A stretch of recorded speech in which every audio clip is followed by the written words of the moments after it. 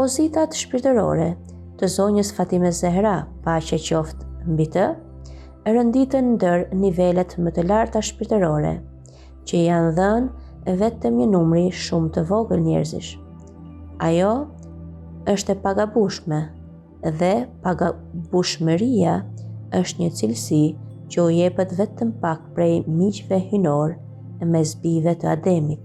Kjo grua madhështore, Fatime Zehraja, paqja qoftë mbi të, është një prej tyre, sidomos kur marrim parasysh faktin se kjo grua muslimane e luftëtare në rrugën e Allahut nuk jetoi më shumë se rreth 20, 18 apo 25 vjet.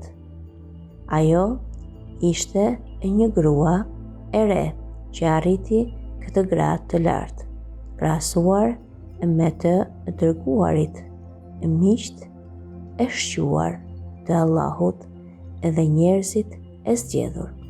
Profeti Muhammed, paqja e bekimi Allahut qoftë mbi të dhe mbi familjen e tij, e quan zonja e grave të botëve. Përveç kësaj pozite shpirtërore, cilësitë e saj të jashtëzakonshme dhe sjellja e saj e përkryer në jetën personale përbëjnë në çdo hap një mësim.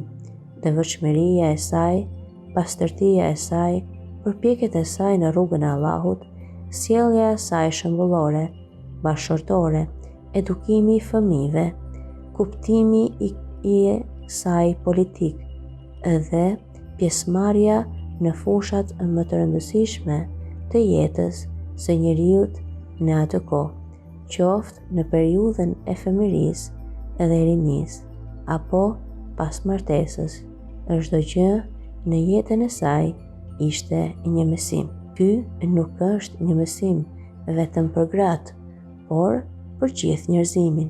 Prandaj, ky përparim është një mundësi për ne. Duhet ta studiojmë me vëmendje jetën e Fatime Zehras, paqja qoftë mbi të, ta njohim atë me një këndvështrim të ri, ta kuptojmë dhe ta marrim si model dhe shembull në kuptimin e plotë të fjalës.